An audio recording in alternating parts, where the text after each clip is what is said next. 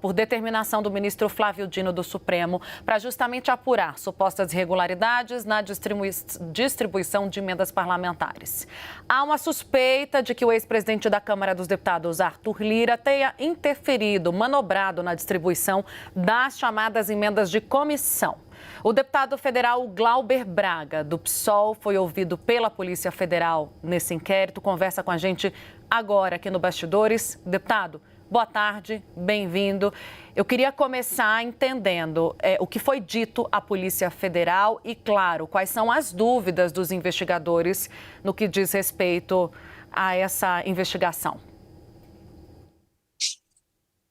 Boa tarde. Em primeiro lugar, obrigado pelo convite, cumprimentar todas as pessoas que estão acompanhando nesse momento.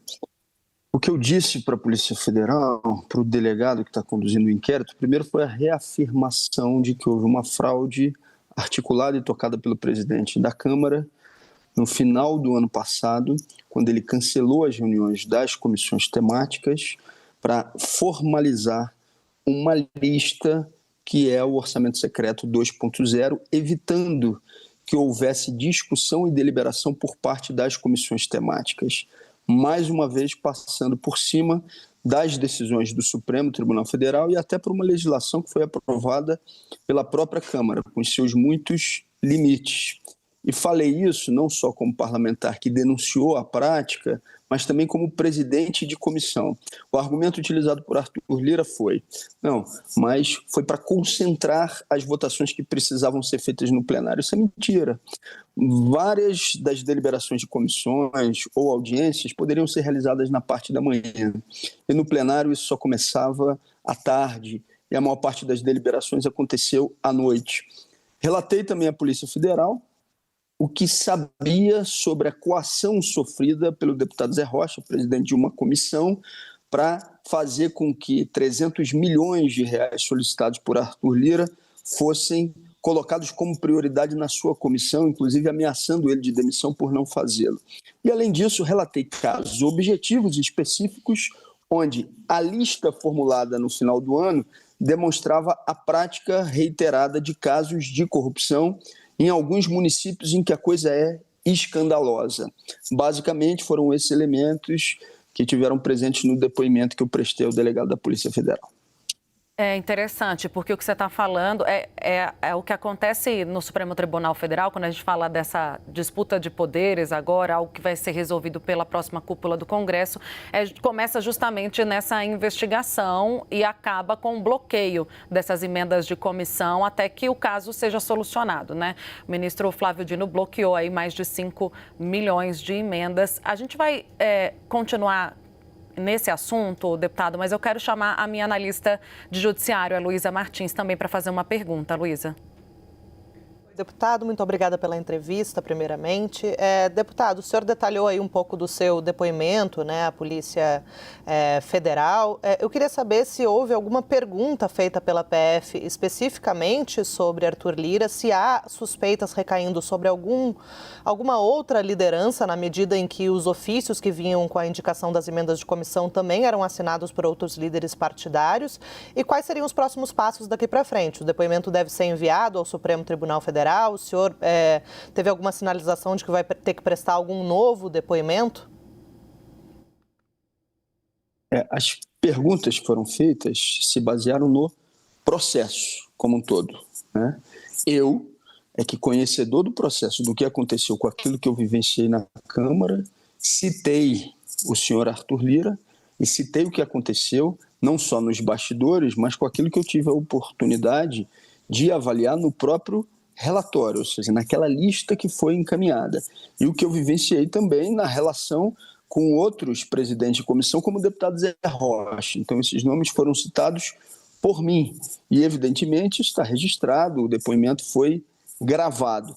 Agora, o que o delegado da Polícia Federal fará com esse depoimento, o cruzamento de informações, quem ele vai ouvir novamente, aí é uma resposta que só ele pode dar. Eu posso dar minha interpretação de que, na minha avaliação, aquilo que foi dito pelas testemunhas vai ter que ser agora cruzado com as informações e com os documentos que foram evidentemente disponibilizados. Na minha avaliação, é impossível que o senhor Arthur Lira, que evidentemente foi quem articulou e fez com que essa prática do orçamento secreto se ampliasse, não venha a ser ouvido. Mas isso não é uma fala do delegado, isso é uma fala minha, a partir da minha interpretação daquilo que vi e do depoimento que prestei. Deputado, o senhor fala de coação. Queria que o senhor fosse mais detalhista nesse ponto, porque diz que um presidente de uma comissão foi coagido pelo ex-presidente da Câmara dos Deputados a destinar 300 milhões de reais dessa comissão ao município de Arthur Lira, foi isso? E há quanto tempo vocês percebem essa prática? O senhor mencionou o orçamento secreto. E há um entendimento por parte de muitos parlamentares que as emendas de comissão são filhotes do orçamento secreto. Eu queria entender há quanto tempo vocês lidam e percebem essa situação até chegar ao ponto de fazer uma denúncia como essa. De 2023 para 2024, houve uma migração com as decisões do Supremo impedindo a colocação em prática do antigo orçamento secreto, emendas RP2, RP9. O que acaba acontecendo é que isso se transforma em emenda de comissão, que não tem a sua aplicação ou execução obrigatória, mas funcionou como se tivesse. Então, respondendo primeiro a tua pergunta do tempo, ou seja, isso acontece de 23 para 24 como uma tentativa de Lira e dos seus aliados mais próximos de substituir aquilo que era o orçamento secreto a partir da determinação de decisões judiciais de ministros do Supremo. Coação, eu vou citar 2 casos, um que já está explícito e outro que, na minha avaliação, precisa ser investigado.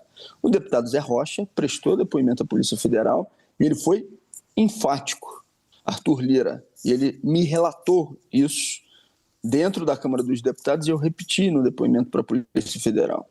Ele relata que Arthur Lira manda uma listagem a partir de uma intermediária dele, dizendo que aquela listagem tinha que ser aprovada pela comissão. Ele não faz. Arthur Lira, então, liga para o deputado Zé Rocha e pergunta por que aquela listagem não estava sendo aprovada.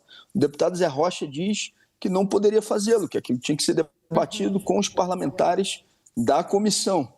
Lira, então, ameaça o deputado Zé Rocha, no depoimento dele, de que poderia gerar, então, a destituição dele como presidente da comissão.